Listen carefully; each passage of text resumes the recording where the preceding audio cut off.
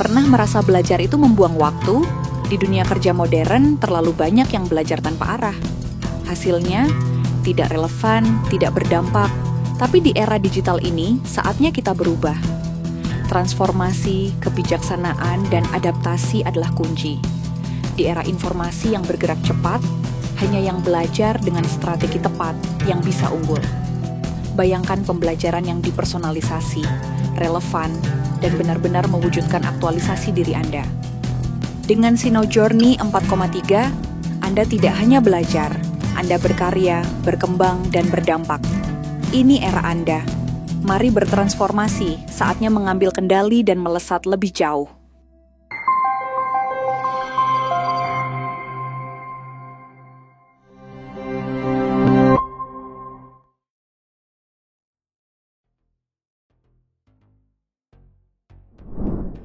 Di journey ini, di speech saya sekarang ini judulnya adalah berkarya, berkembang, dan berimpact. Kita bicara tentang bagaimana proses belajar itu bisa memberikan impact. Saya akan mulai journey-nya kita di sini dengan saya mulai bicara tentang bagaimana teknologi itu mempengaruhi kita.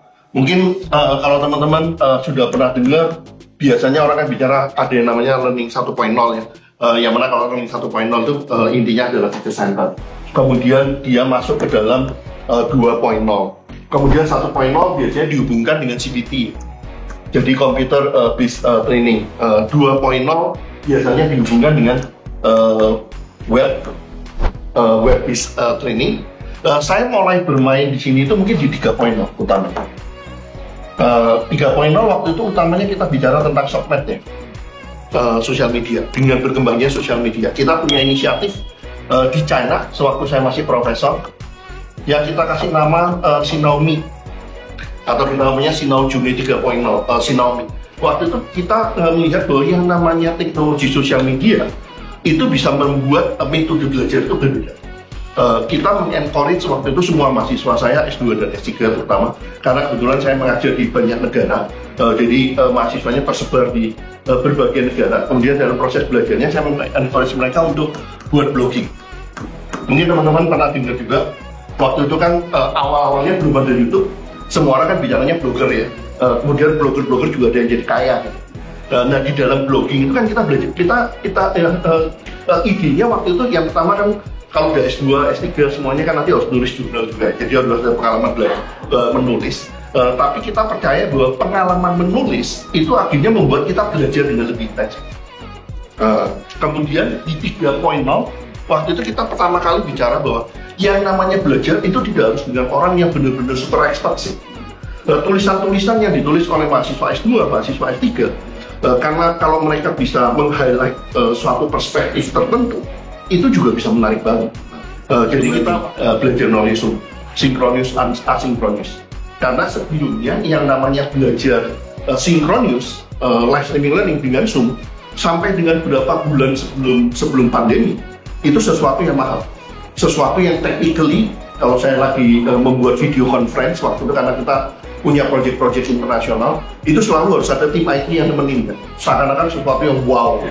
Ya, dalam pandemi kan waktu itu dalam beberapa bulan ini udah semua orang juga bisa gitu kan. Sebelum pandemi, sampai seminggu sebelum pandemi, saya meeting itu masih harus ditemenin dengan tim IT kan. Kalau yang namanya video conference itu ya, kalau kita bayangkan perubahannya ya. Berarti yang mulai jalan itu apa? Yang pertama adalah adanya metode pembelajaran baru yang namanya live streaming.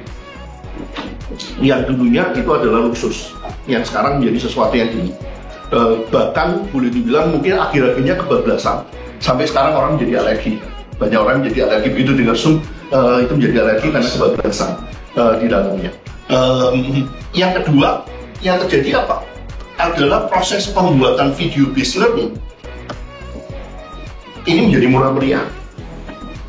Yang paling gampang kita ngelihat dengan boomingnya YouTube di periode itu, boomingnya emosi.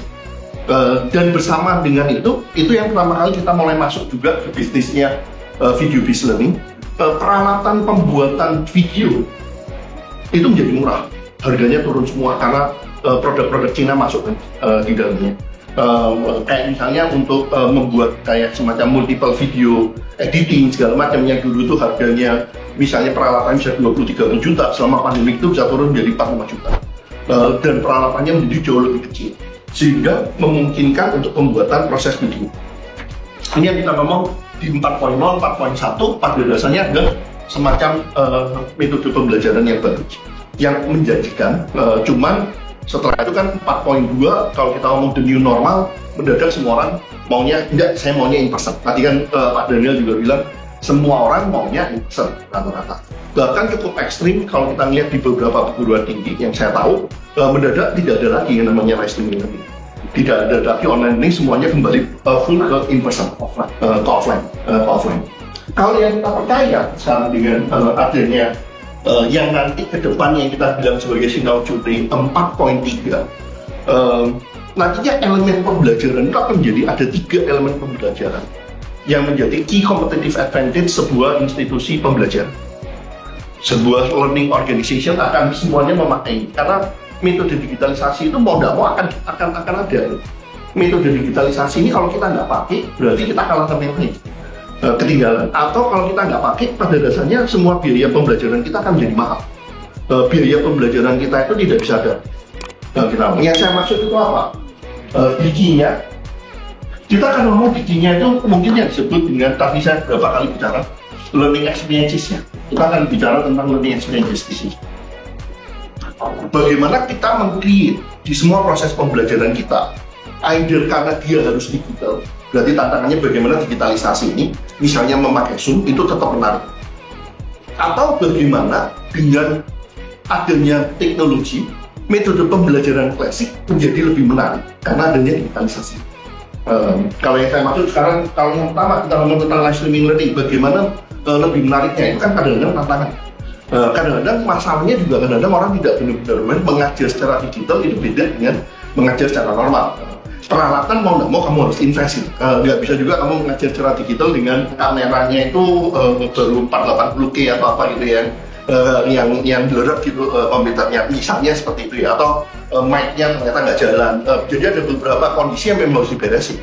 Karena kalau ini tidak diberesin, pembelajarannya tidak menarik. Padahal live streaming kondisi itu mau nggak mau harus, karena kalau itu nggak bisa. Paling gampang kadang-kadang kayak situasinya kantor kita. Kantor kita nggak punya classroom atau nggak punya ruangan yang bisa memuat lebih dari 20 orang. Begitu pesertanya lebih banyak, atau kita mau meeting satu kantor dengan external partner, itu pasti akan beberapa ruangan. Berarti kan live streamingnya harus jalan, dan live streamingnya harus menarik gitu. Kalau nggak menarik, dan orang yang nonton, apa dia akan tidur gitu. Nah ini kan tantangannya di dalam learning experiences ya, bagaimana memastikan learning experiences-nya jalan, bahkan sampai dengan bagaimana proses pembelajaran yang klasik itu menjadi lebih menarik dengan bantuan digital. Misalnya dengan bantuan digital itu adalah kalau kita memakai touchscreen, misalnya di sini kan bisa langsung dikombinasikan dengan YouTube. Berarti kan kita bisa menunjukkan beberapa hal yang lain ya, di luar daripada apa yang kita biasa klasik. Dengan itu kan learning experiences dalam kelas menjadi menarik. Ini intinya. Dan learning experiences ini akan menjadi lebih signifikan lagi kalau murid-murid peserta pembelajar itu adalah Gen Z. Karena mereka udah biasa dengan stimulus yang sangat menarik.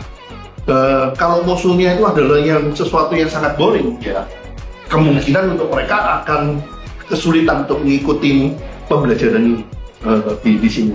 Ini penekanannya. Yang pertama adalah bagaimana memainkan yang dibilang dengan learning experience. Bagaimana guru atau pengajar atau trainer itu mulai belajar menggunakan teknologi untuk membuat misalnya berarti nge-highlight proses belajarnya itu bisa macam-macam. Proses belajar klasiknya itu bisa menjadi lebih menarik. Ini yang kedua, kita sebut dengan nama intelligent learning. Intelligent learning yang paling gampangnya sih, intelligent learning di sini kita terjemahkan dengan nama belajar mandiri dengan teknologi, atau belajar bersama dengan teknologi. Kalau yang learning adalah zaman sekarang atau nanti ke depannya, dan sebenarnya sudah terjadi di beberapa negara maju, yang namanya proses belajar itu drive-nya atau core-nya itu sebenarnya bukan dalam classroom. Waktu saya kuliah di Jerman, kita ngomong 20-30 tahun yang lalu ya, Yang utama kan kamu harus bisa belajar sendiri. Belajar dalam kelas itu melengkapi atau mengkonfirm bahwa apa yang kamu belajar sendiri itu benar. Bukan kebalik. Kalau di Indonesia rata-rata yang saya tahu kan kebalik. Kamu belajar dalam kelas, kalau masih nggak ngerti baru kamu tambah lagi dengan belajar sendiri. Bahkan les seperti ini. Kalau yang kayak kita di China juga yang namanya mahasiswa yang utamanya dia belajar mandiri. Di kelas ini melengkapi, memastikan, mengakselerate, tapi drive-nya kan di belajar mandiri. Bagaimana kamu belajar mandiri? Nah, kalau beberapa negara belajar mandiri itu karena sistem pendidikan. Dengan adanya proses digital, belajar mandiri ini menjadi either survival atau competitive advantage. Mereka yang tidak bisa belajar mandiri akan kalah, akan hilang, nggak bisa compete di dalam knowledge economy. Yang dimaksud apa di sini? Sekarang kalau kita lihat belajar mandiri itu ke elemennya apa? Paling gampang sih. Ada dua elemen penting yang merubah belajar mandiri. Yang pertama adalah AI. Mereka yang tidak bisa belajar dengan disupport oleh AI, ya dia akan kalah. Atau proses belajarnya dia akan mahal. Karena AI sekarang ini kan relatif murah ya. Relatif murah. Seandainya bayar bulanannya pun ChatGPT 600.000 masih lebih murah daripada kita hire seorang guru les kan. Dan dia ditanyain apapun kan bisa jawab, dia pun kadang-kadang salah ya. Dia pun kadang-kadang salah ya, tapi relatif lah di dalamnya. Dan itu kan dia tidak akan semakin duduk, tapi akan semakin pintar kan ke depannya untuk membantu. Yang satunya lagi yang saya ngomong di dalam konteksnya belajar mandiri ini, terutama juga yang poin sebelumnya, yang saya sempat sebut dengan ini ya. Yang saya tadi sempat sebut dengan adanya bahwa di waktu pandemik itu yang namanya buat video itu menjadi jauh lebih gampang, sehingga yang namanya video based learning, MOC, kemudian belajar dari YouTube itu materinya menjadi luar biasa di dalamnya, dan itu banyak yang gratis dan banyak juga yang murah meriah. Yang berarti kan proses pembelajarannya di sini yang kita bisa belajar sendiri itu beda banget dengan 10-15 tahun yang lalu. Yang pada dasarnya kita mau belajar sendiri pun pilihannya nggak banyak. Buku pun harus kalau dulu buku pun harus ke perpustakaan. Kalau sekarang kan buku tinggal download. Kita bisa beli di yang resmi, kita bisa beli di Amazon. Dan pada dasarnya kalau saya ngomong saya di Indonesia, saya nggak kalah dengan teman-teman yang di Jerman atau di Amerika. Karena semua buku yang mereka bisa beli atau mayoritas buku yang mereka bisa beli, kalau saya juga bisa beli di saat yang sama. Di dalamnya. Kemudian ada audio based learning yang berarti kan belajar mandiri ini kalau kita nggak bisa itu nggak jalan juga di dalamnya. Kemudian elemen yang ketiga ini yang kita sebut dengan personalized learning. Personalized learning itu apa? Beberapa tahun yang lalu kita sempat menjadi konsultannya LPDP yang kita memperkenalkan konsep bahwa untuk pemilihan daripada National Top Talent Pool itu bukan masalah kompetensi, tapi masalah aspirasi, masalah impian, masalah visi. Tadi kan Pak Daniel juga sempat bicara ya, yang namanya belajar. Itu kita harus meng-align-kan dulu visi misi pribadi dengan visi misi organisasi. Kalau nggak align nggak bisa. Sewaktu di LPDP kita ngomong juga, kalau kita milih top talent, percuma dia punya kemampuan. Kalau visi misinya dia itu tidak sesuai dengan kebutuhan negara, kebutuhan bangsa dan negara. Jadi yang penting itu adalah adanya suatu alignment. Yang berarti kan di personalized learning ini yang namanya belajar. Nanti ke depannya itu akan semakin penting banget elemen bahwa si pembelajar ini bisa melihat apa manfaatnya untuk saya, kegiatannya saya belajar di dalamnya. Ada semacam yang kita ngomongin personalized learning. Personalized learning ini kayak dua hal, dimungkinkan dengan adanya teknologi.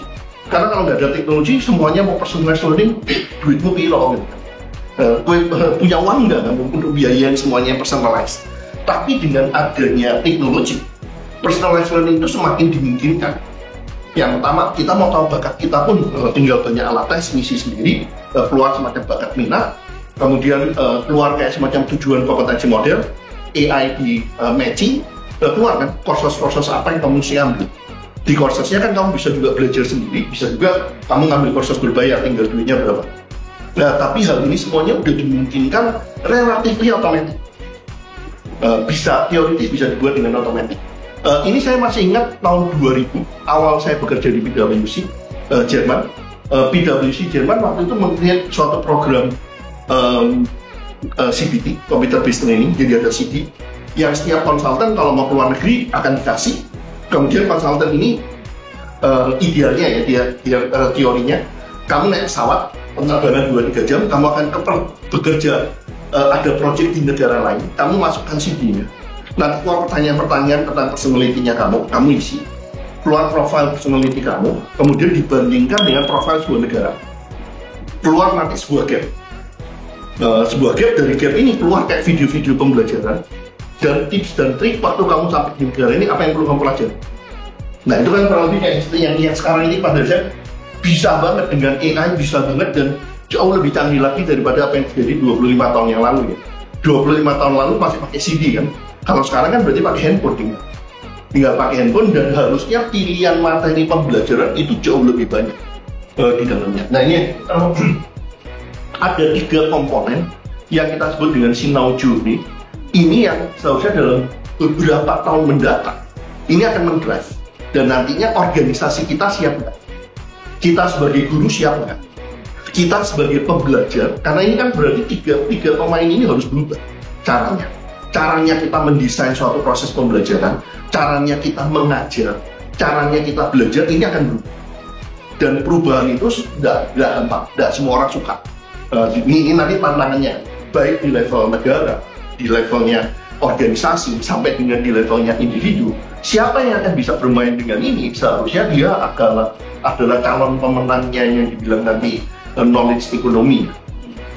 Untuk intelligent learning dan learning experiences kita udah buat YouTube-nya, itu teman-teman nanti bisa lihat, linknya nanti akan kita sediakan. Sedangkan untuk personalized learning,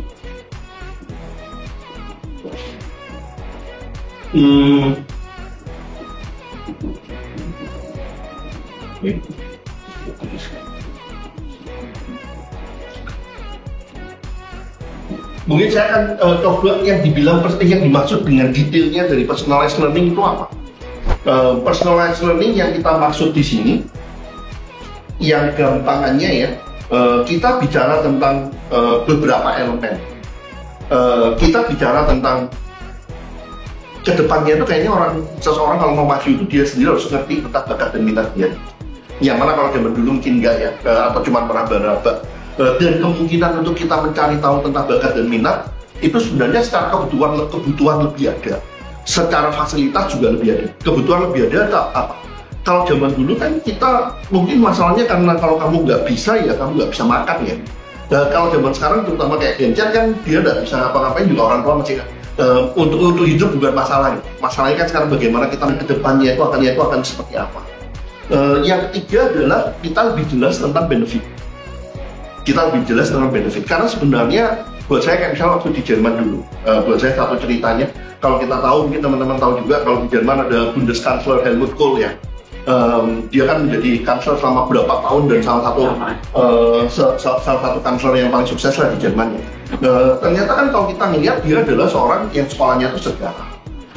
Dan ternyata dia selalu bicara bahwa salah satu yang buat dia sukses karena dia tahu sejarah. Karena kita bisa belajar dari sejarah. Kalau saya ingat lagi waktu saya dulu sekolah, kan pelajaran sejarah itu kayaknya cuma nggak tahu ada gunanya apa gitu. Tapi ternyata di negara lain saya baru tahu, ternyata sejarah itu berguna banget gitu kan. Kalau kita bisa melihat benefitnya, nah ini kan berarti nanti ke depannya juga para pengajar itu harus perlu mulai memikirkan lagi, kalau saya ngajar apa, bisa nggak saya seakan-akan jualan tuh. Kamu belajar punya itu suatu hari ada gunanya ini.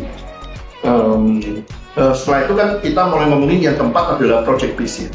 Jadi yang namanya belajar itu bukan hanya teori, tapi juga ada doing-nya. Walaupun saya juga nggak percaya kalau yang orang itu akhirnya bilangnya belajar sendiri, teori itu nggak penting dan hanya doing. Pertanyaannya kan lebih pada bagaimana kita merangkai keduanya ya. Sampai dengan yang terakhir tentunya ada semacam mentoring segala macam. Kalau kita lihat sebenarnya tujuan daripada personalized learning ini apa? Yang pertama alignment ini bukan hanya tentang kita dengan organisasi, tapi juga alignment dengan kita, dengan kebutuhan daripada negara, society. Karena kadang-kadang kalau waktu saya mau pulang ke Indonesia kan juga pikirannya, yang saya punya ini ilmu saya di Indonesia dipakai kan. Dan untuk itu kan saya nunggu cukup lama. Kalau kita ngomong diskusinya kalau kita sekolah di luar negeri segala macam ya, kan nunggunya cukup lama. Saya balik ke Indonesia baru setelah berapa ya? hampir 15 tahun setelah selesai S3 di dalamnya. Tapi sebenarnya dari waktu saya pindah ke Cina menjadi profesor, saya selalu monitor kapan nih saya bisa pulang. Tapi saya juga nggak mau kalau saya pulang nggak ada kerjaan ataupun tidak mendapatkan sesuatu yang sesuai dengan apa yang saya kuasai.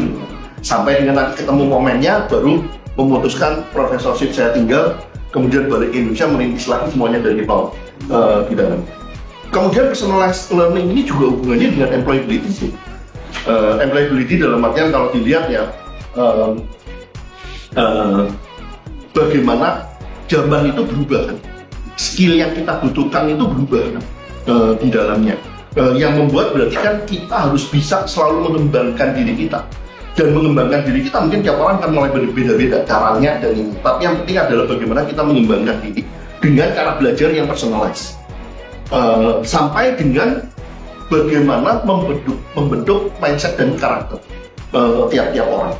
Terakhir, tentunya dalam personalized learning perlu dibuat sebuah ekosistem di sini. Bagaimana kita merancang ekosistem daripada sebuah personalized learning. Kalau saya coba mensamuri lagi, kita mungkin kembali ke judul awal. Judul awal kan temanya kita adalah berkarya, kemudian berkembang dan berdampak. Kalau kita hubungkan dengan personalized learning sebagai core daripada Sinau Learning Journey yang kita ngomongin, berkarya penekanannya mungkin dengan cara project based learning di dalamnya, dengan doing. Karena doing itu memastikan bahwa apa yang kita kerjakan, apa yang kita pelajarin itu kita bisa praktekkan di dalamnya.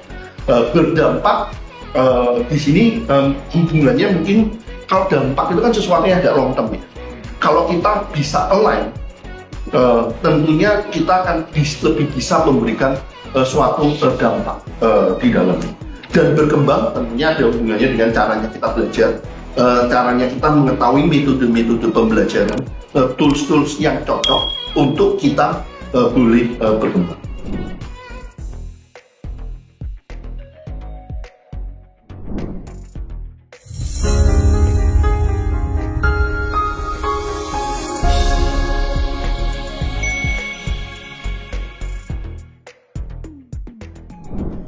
Yuk comment, like, dan subscribe YouTube Insight Web Academy dan temukan insight menarik lainnya.